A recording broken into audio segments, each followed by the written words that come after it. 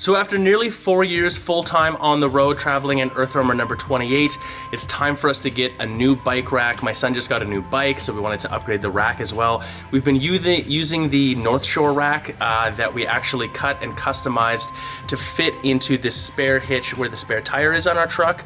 But the problem is with this, it's hard to get up and down to get the bike on and off, and we want to carry our sand ladders up there, so we needed a new rack. Also, honestly, we haven't been super pumped on the North Shore rack just because when you're traveling long distance off-road in a heavy vehicle, the bikes do not hold extremely still. So the shuttle damage from them hitting each other or dinging up on the rack has been pretty bad, and I haven't been really that pumped on it. So we got the new 1UP D bike rack double, and also the add-on to make it for 3 major bikes. So just gonna unbox and see what we get here, throw her in the truck.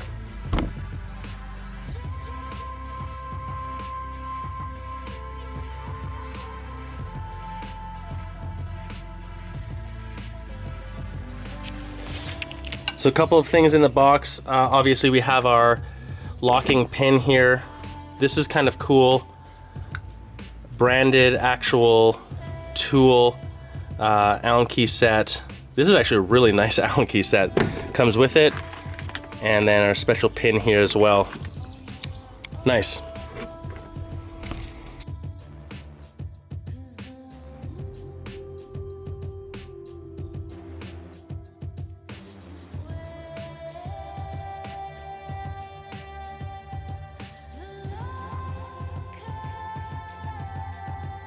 So to start, pretty straightforward, just pull the sides out.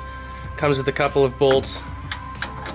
Bolt the whole thing down with the included multi-tool.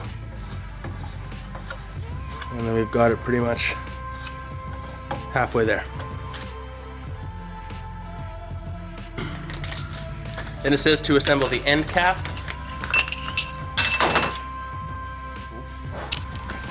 This is actually pretty clean operation.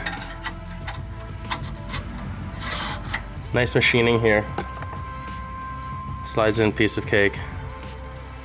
It's got a little retaining bead. That's it. Pretty straightforward. All right, we're ready to go to the receiver. Okay, this thing is a pig.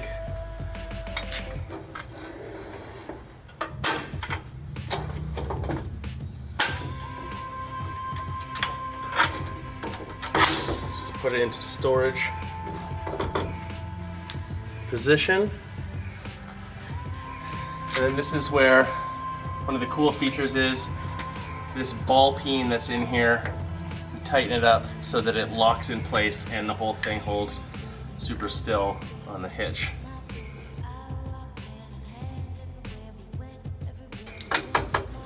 Like no movement at all. This movement right here, that's actually where the hitch is inserted into the truck, because this is a riser hitch, so that we're a little bit away for our exit angle on the vehicle. So that's like rock solid. I got way too excited. We can't load bikes yet. I was ready to go biking. We got to put the 3rd bike thing on, otherwise can't carry all the bikes we've got. So let's open that up first.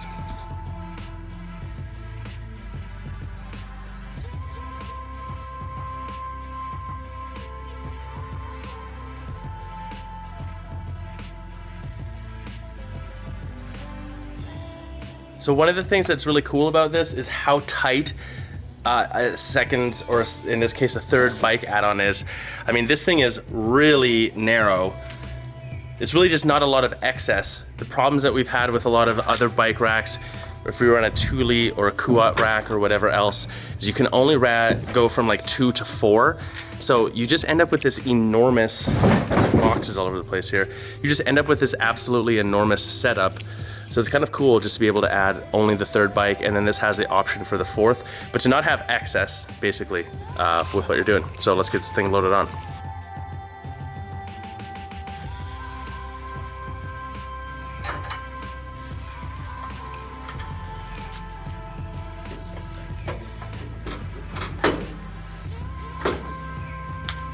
That's slick, so easy. Look at that. Done. So adding in the 3rd bike component on the 1UP-D is like super straightforward. You just undo a few bolts down here, take off the end cap, slide in the new piece, it fits flawlessly, and then slide the end cap back in on the end. Add in this extender to hook on, which we'll do right now. Bolt it all back together, add in your pin, Bob's your uncle. Can't be easier than that. Okay, so at first glance, I've got to say this bike rack is sick. It's absolutely the most well-finished rack I've ever seen. All anodized aluminum. It looks super solid. There's no plastic. Like, there's this little plasticky covery part here, but like, there's no actual plastic. Everything else, all the other bike racks that we've had or that we've seen, there's just a lot of plastic on them, nothing on this one. So it just looks tougher. And then I'm gonna load the bikes up right now, but I've gotta say, there was a couple of specific reasons why we purchased this one. One is that we're always worried about our departure angle coming out. We previously had a big box for storage and then had our bikes hooked up here on top of that. So we didn't have to worry about the bikes hitting the ground, because if the box hits the ground, whatever, it's just some steel that we can bend or weld if we can, but you don't want to screw up your bikes or your rack when you're driving off-road, which obviously if you're doing downhill biking at hills, you're going to be driving off-road. So what's really cool about this is this feature. You can see how much rise there is, huge amount of cascade coming up one bike to the next. So not only do they fit together, but the departure angle from our rear tires now is, I'm gonna guess, I'll have to measure, but we put the riser in just to have the whole thing start up higher, way out of the way more visible for traffic, and then departure angle we don't have to worry about for, you know, driving over something that we're going to catch the back and slam into the whole thing. All right, let's load up some bikes and see what this thing looks like loaded up.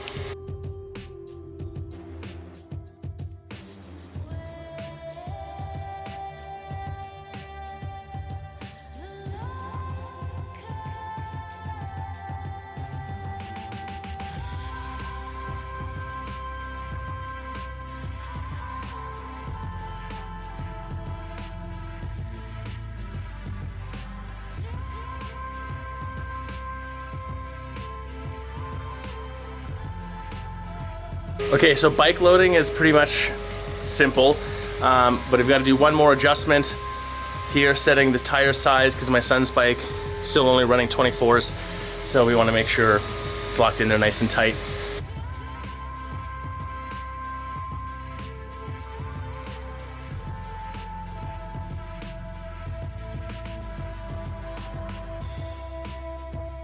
So adjusting for wheel size, super straightforward. You just remove a pin with a simple bolt, slide it back in at the appropriate size, which it gives you a guide for, so you know you're not messing around if you're guessing which wheel size is going to be the best.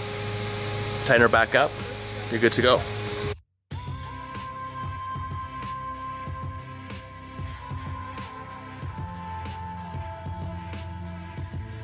So one quick thing, just having the smaller bike on the end here, we were getting a little bit of handlebar to handlebar, but I could change the order of the bikes, try to figure that out.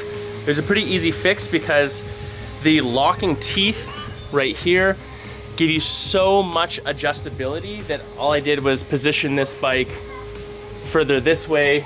It's locked in place, ends up here, and then we've got enough clearance to make sure that we're not getting bike scratch or whatever. I'm super pumped on this. I'll show you guys how it goes up and down a little bit, and we'll see some adjustability. And then stay tuned for another video on this, because, you know, we're driving off-road often. We're putting tons and tons and tons of hours as well onto these bike racks and bikes on and off like every single day during the summer. So we're gonna give this thing a real test and see what it can hold up to. I'm also really pumped for our bikes to be sitting upright properly like this.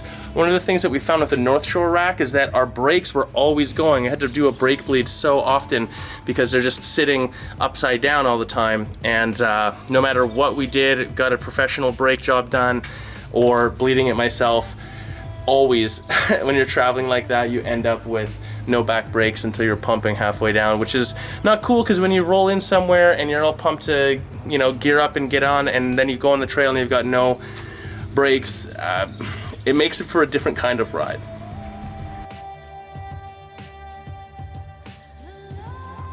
Nice, definitely happy to have the pull pin on the end here. The original design, this is the newer design. The original design, to unlatch the pin, you had to go all the way underneath. With the 3 bikes and the weight of them all, there's no way I'd want to be doing that every time. So moving it from down here to up there, definite plus. Thanks for watching. We'll give you guys a tune-up video on how the 1UP-D is going after we put some miles on this thing. We're gonna be leaving tomorrow, doing a British Columbia run, hitting up probably Vernon, we're coming your way, Whistler, we're coming your way, Sun Peaks, we're coming your way. Definitely gonna be hitting up Panorama, going up to Smithers, Haida all around British Columbia this year and try to get as much biking as we can. So we'll let you guys know how this is going. If you like this, subscribe, hit the like button, do your thing, all the stuff you're supposed to say on these videos. Talk to you soon. Peace.